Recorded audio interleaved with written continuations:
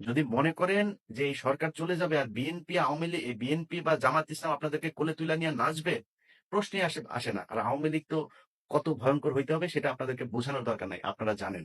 কি হবে যদি আওয়ামী লীগ আবার ব্যাক করে, তারই কিছু সংকেত দিলেন সাংবাদিক ইলিয়াস হোসাইন।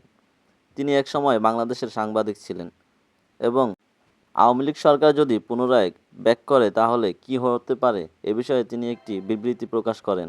চলুন জেনে আসি সেই বিবৃতিটি কী ছিল। নাহিদ ভাই, আসিফ ভাই, হাসনাত ভাই, সার্জিস ভাই, যারা যারা আছেন, পিঠের চামড়া থাকবে না।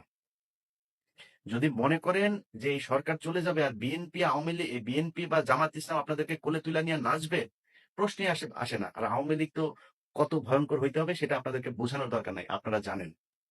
এরা জেলখানার ভেতরে মানুষের ধরে জবাই করে মারে, ফাঁসি হইলেও এদের মনে শান্তি হয় না, জবাই করে মারে। এখন শুনছি ওই যে ক্যাপ্টেন বাসেদ সাহেব মাজেদ গিয়েছিল, এই ক্যাপ্টেন মাজেদ সাহেবকেও জবাই করেছিল। সো এরা এইটাই, এরা এর চেয়ে ভয়ঙ্কর রূপে ফিরবে যদি ফিরতে পারে, ফেরার সুযোগ দেওয়া হয়। অতএব আপনারা ছাত্ররা যারা আছেন, যাদের সাথে বাংলাদেশের মানুষ সবাই চেয়েছিল একটা পরিবর্তন, আপনাদের সাথে কেন যাবে সেটা আপনাদেরকে বুঝাইতে হবে। পারেন নাই, কোনো সমস্যা নাই। পারার চেষ্টা করছেন কিনা সেটা মানুষ দেখতে চায়, যে আপনারা কি আসলেই চেষ্টা করেন নাকি আপনারাও সেই আগের মতোই, আগের দলের মতোই সব লুটপাট করে খাওয়ার জন্য, সুবিধা পাইলে তাদের সাথে বসে মিলেমিশে একাকার হয়ে তারপরে দেশ চালানোর জন্য উদ্গ্রীব হয়ে আছেন।